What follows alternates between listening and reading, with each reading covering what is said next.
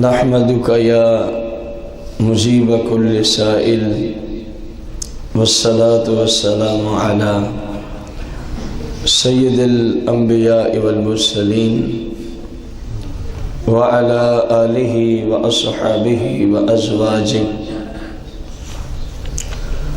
وعلماء ملتہ اجمعین، اما بعد فاعوذ باللہ من الشیطان الرجیم، بسم اللہ الرحمن الرحیم۔ ان اللہ وملائکتہ یصلون علی النبی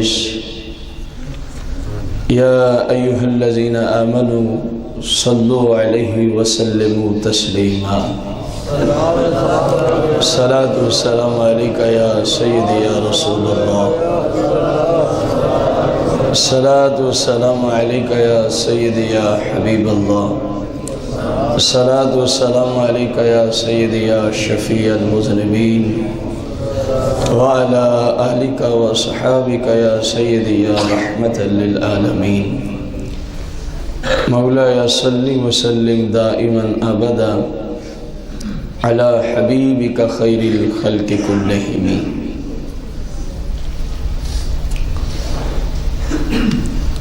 پہلے ایک سوال کی صورت ہے تاکہ جو مسلمانوں میں ایک من گھڑت اور جھوٹی روایت چلی آ رہی ہے اس کا بھی حل ہو جائے، کیونکہ موضوع ہے کہ زلزلہ کیا ہے، زلزلہ کیا ہے۔ ہمارے ہاں زلزلہ کی نسبت یہ بات بہت زیادہ مشہور و معروف ہے کہ زمین ایک بیل کے سینگ پر ہے، زمین ایک بیل کے ہمارے ہاں جو مشہور ہے میں وہ عرض کر رہا ہوں، اور زلزلہ کیا ہے وہ آگے انشاءاللہ حدیث مبارکہ سے ہی مسئلہ واضح ہوگا۔ لوگوں نے یعنی زلزلہ کیا ہے، اس میں دو طرح کی خطا ہے، ایک عام لوگوں سے ہے، ایک وہ جو جھوٹی سائنس کے دعوے دار ہیں فلسفی حضرات، ایک ان سے غلطی ہے۔ عام لوگ تو چلو لا علم تھے، وہ جان بوجھ کے قرآن و سنت کے خلاف ان کی کوشش ہوتی ہے اپنی علیحدہ معاملات کو لے آنے کی، اس حیثیت سے ان کا بھی رد ہوگا، اور یہ جن کے ہاں غلط نسبت مشہور کر دی گئی زلزلہ کی طرف ان کو بھی انشاءاللہ علم کی رہنمائی پہنچے گی۔ ہمارے ہاں مشہور کیا ہے کہ زلزلہ کیوں آتا ہے، کیونکہ یہ ساری زمین ایک بیل کے سینگ پر کھڑی ہے، اور وہ بیل جو ہے مزید آگے ایک مچھلی کے اوپر ہے، مزید آگے ایک مچھلی کے اوپر ہے، تو جب اس کا ایک سینگ تھک جاتا ہے، جب اس کا ایک سینگ تھک جاتا ہے تو وہ زمین کو اٹھا کے اپنے، اب عقل والوں کو تو یہیں سے ہی سمجھ آ رہی ہوگی کہ اتنی بڑی زمین، غور کریں وہ سینگوں میں کتنا لمبا چوڑا فرق ہوگا کہ ایک پہ زمین آئی ہے دوسرے تک اس کا وہ پہنچا ہی نہیں ہے حصہ زمین کا، وہ کوئی چھوٹی سی زمین تو ہے نہیں۔ مجھے یہ بات پڑھتے ہوئے نا بڑا تعجب سے ہوا، ان لوگوں کبھی سوچا نہیں کہ ہم کیا کہہ رہے ہیں، یہ صرف سوال چل رہا ہے، کیونکہ مزہ تب ہے کہ جو کہتے ہیں انہیں کی باتوں سے ہی بات ثابت ہو جائے۔ اب دیکھیں وہ کہہ رہے ہیں جو لوگوں میں مشہور ہے کہ بیل کے سینگ پر زمین ہے، اور جب وہ اس ایک طرف اٹھا کے تھک جاتا ہے تو اس کو کیا کرتا ہے، میں پوچھتا ہوں ایک سینگ سے دوسرے سینگ کا فاصلہ کتنا ہے؟ بس یہی ہوتا ہے نا، ایک بیل کی بات جو ہو رہی ہے۔ چلو کوئی کہے نہیں جی وہ خصوصی بیل ہوگا جس نے اتنی بڑی زمین کو اٹھا رکھا ہے، مان لیا خصوصی ہوگا، جتنا مرضی خصوصی ہو، کم از کم اس زمین سے تو لمبا چوڑا نہیں ہے نا. بات سمجھ آئی ہے کہ نہیں آئی؟ اب جو زمین کے برابر بھی مان لیا جائے، اگر اول تو اس کا قرآن و حدیث میں کہیں وجود نہیں، اگر تمہاری اس غلط روایت کو مان لیا جائے تو سینگ برابر ہوتے ہیں اکثر جانوروں کے، اسی طرح ہے کہ نہیں؟ تو لامحالہ جب ایک پہ رکھا تو دوسرے پہ خود بخود اس کو آنا چاہیے زمین کو، کیونکہ زمین بہت لمبی چوڑی ہے، زمین بہت. اول تو یہی بات ہی بتا رہی ہے کہ ایسا نہیں ہے، حالانکہ حدیث سے ہم اس مسئلے کو ثابت کرنے چلے ہیں کہ واقعی ایسا نہیں ہے، واقعی ایسا. چلو جی مان لیا ایک سینگ کیا ہو گیا، تھک گیا. اب ایک اور سوال ہے اسی پر، یہ سینگ جاندار چیز ہے؟ جو سینگ ہوتا ہے یہ خود جاندار ہے؟ نہیں. اس کی جان کا تعلق جس کا یہ ہے اس کے ساتھ ہوتا ہے نا. اور تھکنا کس کی صفت ہے؟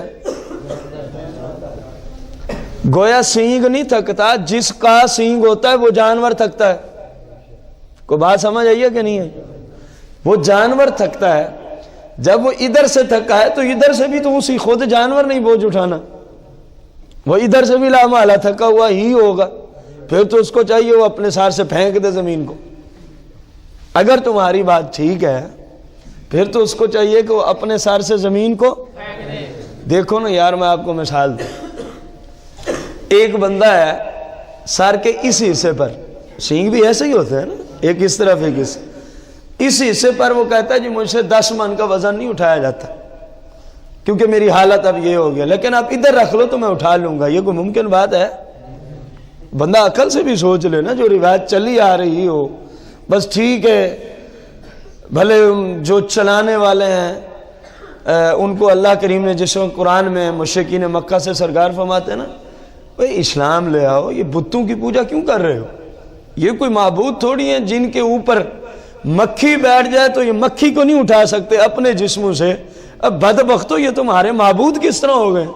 پتہ ہے آگے سے جواب کیا دیتے؟ کہتے جی ابا جی کو ایسے ہی کرتے ہوئے بات، ہمارے آبا و اجداد اسی طرح کرتے تھے اس لیے ہم بھی یہی کریں گے. اللہ کریم نے پھر فرمایا محبوب ان سے فرمایا اگرچہ تمہارے آبا و اجداد کو عقل نہیں تھی تب بھی ان کے پیچھے چلتے رہو گے، تب بھی ان کے.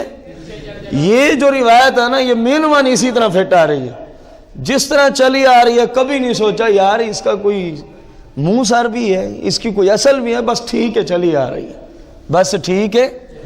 مسئلہ یہ نہیں ہے آپ کہیں جی اتنی باتیں کیوں کی جا رہی ہیں. مسئلہ یہ ہے کہ جب زلزلہ کیا ہے، حدیث کچھ کہہ رہی ہے اور ہم کچھ کہہ رہے ہیں، تو گویا ہم نے اس حدیث کے خلاف نظریہ رکھا کہ نہ رکھا. اصل اس خطا کو دور کرنے کے لیے ہم نے اس موضوع کو چنا ہے تاکہ مسلمان بھائیوں میں یہ جو حدیث کے خلاف ایک نظریہ ہے وہ دور ہو جائے. وہ کیا ہو جائے؟ دیکھیں نا مثال کے طور پر حدیث میں آیا کہ صبح کی نماز کی کتنی رکعت ہیں؟ 4. 2 سنت مؤکدہ، بلکہ سنت مؤکدہ ترین جتنی بھی مؤکدہ سنتے ہیں سب سے زیادہ اہم ترین یہی سنت ہیں. قرب بواجب، واجب کے قریب تر، اور 2 کیا ہیں؟ یہ سرکار کی حدیث سے ثابت، یہ سرکار صلی اللہ علیہ وسلم کی حدیث سے. اب جو اگر کسی علاقے میں یہ مشہور ہو جائے نہیں جی صبح کو بندہ حشاش بشاش ہوتا ہے اس لیے عشاء کے وقت 4 پڑھیں گے اور صبح کے وقت 17 رکعت پڑھیں گے، تو اب وہاں کے لوگوں پر جو ان کو تبلیغ کرنے والے ہیں یہ لازم ہو جائے گا کہ نہیں ہوگا کہ تمہارا نظریہ حدیث کے خلاف ہو گیا، لہذا حدیث یوں کہہ رہی ہے، حدیث مبارکہ. تو مینوان یہاں وہی صورت ہے، حدیث زلزلہ کیا ہے کچھ اور بیان کر رہی ہے اور ہمارے ہاں مسلمانوں کا نظریہ کچھ. یہ چند دن پہلے میں ایک دکان پہ کھڑا تھا تو وہاں کسی سائل نے مجھ سے یوں سوال کیا. آپ کہیں گے آج تک بھی تو آپ یہیں تھے، اس کا یہ ایک وجہ بھی ہے. جب میرے پاس سوال آیا جی یوں زلزلے کا باب یہاں چل رہا ہے تو میں نے کہا اب اس پہ ضروری ہوگا کلام کرنا. اب اس پہ کیا ہو گیا؟ ضروری ہو گیا تاکہ جو ہمارے متعلقین ہیں ان تک تو صداقت کی آواز پہنچے کہ زلزلے کی یہ نسبت غلط ہے. یہ نسبت کیا ہے؟ اب جب وہ تھک جاتا ہے جی لوگوں کا حال ہی وہ ابھی تک لوگوں کی رسم اور وہ جھوٹی روایت چل رہی ہے تو وہ زمین کو اپنے دوسرے سینگ پر رکھ لیتا ہے اور جب وہ ایک سینگ سے دوسرے کی طرف زمین کو منتقل کرتا ہے تو لامحالہ کیا ہوتی ہے؟ حرکت ہوتی ہے، کیونکہ زمین کو اٹھا کے جو دوسرے سینگ پہ اس نے رکھنا ہوتا ہے. بس اسی حرکت کا نام زلزلہ ہے، اس لیے زمین کانپنا شروع کر دیتی ہے. اللہ تمہیں ہدایت عطا فرمائے. سوال ہے تمہاری اسی روایت پر جو تم لے آئے کہ وہ پوری زمین کو ایک، اور جب تھک جاتا ہے تو پوری زمین کو اٹھا کے. پہلا سوال، جب پوری زمین کو اٹھاتا ہے تو کائنات میں یہ کیوں نظر آتا ہے پاکستان میں زلزلہ آیا ہے امریکہ میں آیا نہیں؟ جب پوری کو ہلایا تو پھر تو پوری کائنات ہل جانی چاہیے تھی. اگر یہ اس کا اصل وجہ یہ ہے جو تم نے روایت بیان کی، خود کہا نا تم نے کہ پوری زمین وہ اپنے ایک، حالانکہ ہم نے اس کا بھی رد کیا کہ یہ ناممکن بات. پھر چلو تو بقول تمہارے جب تھک جاتا ہے تو وہ دوسرے سینگ پہ پوری زمین کو منتقل کرتا ہے. پوری زمین کو جب منتقل کرتا ہے ظاہر ہے ایک جگہ سے اٹھا کے دوسری جگہ لے آنے میں کیا ہوتی ہے؟ حرکت. تو زلزلہ آ جاتا ہے جی. وہ جب پوری زمین کو منتقل کرتا ہے، انڈیا میں زلزلہ ہے مدینہ منورہ میں نہیں ہے، امریکہ میں زلزلہ ہے مکہ شریف میں نہیں ہے. پھر اگلی بات، جب پوری کو اٹھایا، دیکھیں یہ میں نے کتاب اٹھائی ڈائری، ساری کو ایک جیسی حرکت ہو رہی ہے کہ نہیں ہو رہی؟ یہ تو نہیں ہے ادھر سے حرکت خفیف ہو ہلکی، ادھر سے تیز ہو، اور ادھر سے اتنی تیز ہو کہ اس کے پڑخچے ہی اڑ جائیں. ایسی بات تو نہیں ہے نا، کیونکہ چیز ایک ہے نا.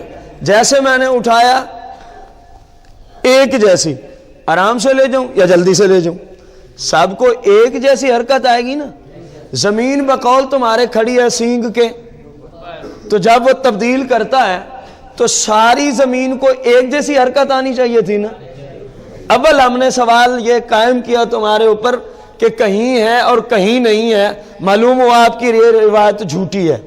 آپ کی یہ روایت کیا ہے؟ ثانیاً پھر کسی جگہ ہلکا سا جھٹکا لگتا ہے، جہاں ہے وہاں تفاوت دیکھنا. کسی جگہ ہلکا سا، کسی جگہ اس سے مزید کچھ کہ دیواریں ہل گئی، اور کسی جگہ ایسی صورتحال ہوگی جس طرح بالا کوٹ میں آپ نے دیکھا، نیچے سے اوپر برابر کر کے رکھ دیا، بلڈنگیں تباہ و برباد ہو گئی. ہوا کہ نہ ہوا؟ اگر تمہاری بات اور روایت درست ہے تو سوال ہے یہ تفاوت کیوں ہے، جبکہ اس نے تو ایک ہی دفعہ زمین کو اٹھا کے دوسرے سینگ پہ منتقل کر دیا. بندے میں تھوڑی سی بھی عقل ہو نا تو اسی سوال جو لوگوں نے روایت من گھڑت بنائی ہوئی ہے، یہ روایت ہی ان کے اس غلط نظریے کا رد کر دیتی ہے کہ یار یہ کیسے ممکن ہے. ایک ہی زمین، پوری زمین وہ ایک سینگ سے اٹھا رہا ہے اور دوسرے سینگ پہ رکھ رہا ہے. تو پھر پہلا سوال کہ پورے ورلڈ میں زلزلہ ہونا چاہیے، جب بھی آئے پوری کائنات میں آئے. حالانکہ یہ بات خلاف واقع ہے، اس طرح ہوتا جب بھی زلزلہ آئے پورے ورلڈ پہ آئے یہ کوئی ضروری نہیں ہے، یہ کوئی ضروری. دوسری بات، جب آ گیا تو پھر جب اس نے زمین کو منتقل کیا تو حرکت تمام جگہ پہ برابر ہونی چاہیے تھی کہ نہیں ہونی چاہیے تھی؟ یا سادہ لفظوں میں جس حرکت کو تم نے زلزلے کا نام دیا، زلزلہ ہر جگہ ایک جیسا ہونا چاہیے تھا کہ نہیں ہونا چاہیے تھا؟ لیکن ہم دیکھتے ہیں کہیں اس کے پوائنٹس کچھ ہیں، کہیں اس کے پوائنٹس کچھ ہیں. تو یہ بات بھی دلالت کر رہی ہے کہ جو روایت تم نے پیش کی ہے یہ زلزلہ نہیں ہے، یہ زلزلہ. اور وہ جھوٹے سائنسدان جنہوں نے قرآن و سنت کے خلاف اپنی جھوٹی عقل کو ٹھونس دیا. جس زمین کے اندر بخارات بنتے رہتے ہیں، زمین کے اندر کیا بنتے رہتے ہیں؟ بخارات. جب بخارات زمین کی طاقت سے زیادہ ہوتے ہیں تو زمین کو پھاڑ دیتے ہیں، اس لیے زلزلہ شروع ہو جاتا۔ یہ بھی جھوٹ ہے، یہ بھی کیا ہے؟ سرکار مدینہ علیہ الصلوۃ والتسلیم کی حدیث مبارکہ کے یہ دونوں نظریے کیا ہیں؟ اب ہم نے دیکھنا ہے کہ زلزلہ حدیث کی روشنی میں ہے کیا چیز، حدیث کی روشنی میں۔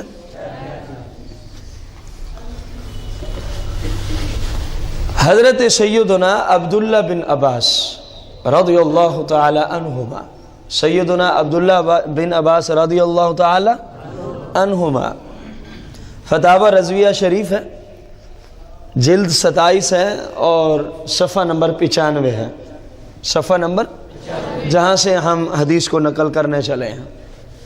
انہوں نے آگے کئی محدثین کی احادیث اور کتب کا حوالہ پیش کیا ہے کہ فلاں حدیث کے اندر بھی مسئلہ موجود ہے، فلاں حدیث کی کتاب کے اندر بھی مسئلہ موجود ہے، فلاں کے اندر بھی یہی حدیث موجود ہے، اور فلاں حدیث کی کتاب میں بھی یہی حدیث موجود ہے۔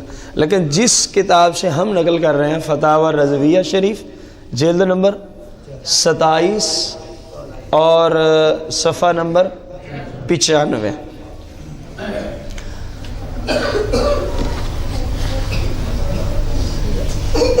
قال ان اول شيء خلق الله القلم فقال له اكتب فقال يا ربي وما اكتب۔ عبداللہ بن عباس رضی اللہ تعالی عنہما نے فرمایا کہ اللہ کریم نے جس وقت قلم کو پیدا فرمایا، کس چیز کو؟ قلم کو پیدا فرمایا، تو مالک نے فرمایا اکتب، اے قلم لکھ، اے قلم۔ فقال یا ربی، تو قلم آگے سے کلام کرنے لگی، وما اکتب، یا ربی وما اکتب، اے میرے رب میں کیا لکھوں، اے میرے رب میں کیا لکھوں۔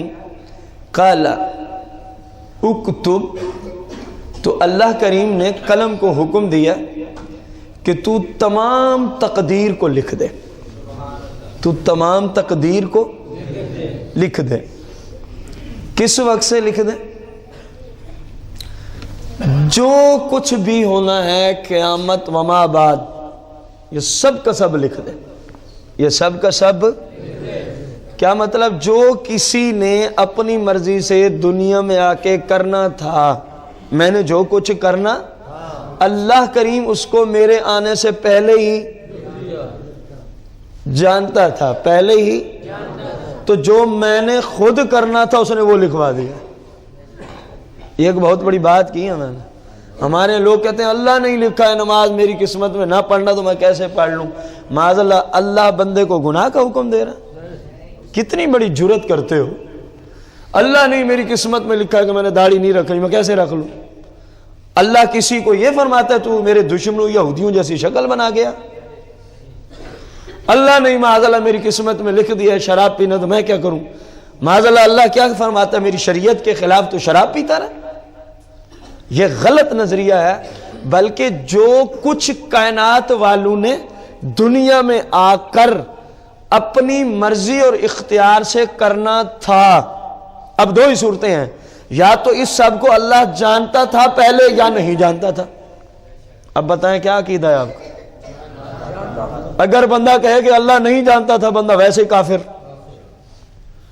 بندہ ویسے ہی، تو وہ جانتا تھا، یہی عقیدہ مکمل ہوا کہ وہ ہمارے آنے سے نہ جانے کتنا عرصہ، جب عرصے ہی نہیں ہوتے تھے، وہ اس وقت سے جانتا ہے، کیونکہ وہ قدیم ذات ہے، نہ اس کی کوئی ابتدا ہے اور نہ ہی کوئی انتہا ہے، نہ کوئی ابتدا ہے اور نہ ہی کوئی تو جو وہ جانتا تھا اپنے ازلی اور ابدی علم کی وجہ سے، یہ اس کا علم ذاتی ہے، وہ اس جاننے میں کسی کا محتاج مصطفیٰ کریم اور تمامی انبیاء اور رسول، تمامی فرشتے، صحابہ و اہل بیت، بزرگان دین، سب کے سب جاننے میں اللہ کے محتاج ہیں، اور اللہ ایک ایسی ذات ہے جو کسی